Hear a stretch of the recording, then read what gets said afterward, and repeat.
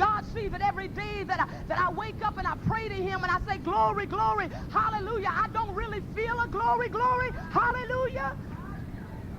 Is God judging me only on what he sees, or what does God see? Does God see like you see or like I see? What does God see anyway? Does God see the sleepless nights when I lay awake and cry myself to sleep? Does God know that I'm going through this and I feel like I'm going through this all alone? I mean, what does God know anyway? After all, when you say he's all-knowing, what is all-knowing really encompass? When he's supposed to be everywhere at the same time, where does that exclude? Does that exclude my midnight hour? Is he only there if I'm praising him? Is he there anyway if I'm sad or mad or disgusted or complaining? I don't really understand the nature of God.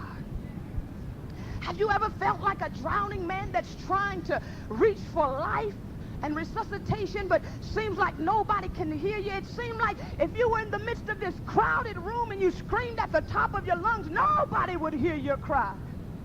That's how alone you feel sometimes. But doesn't God know?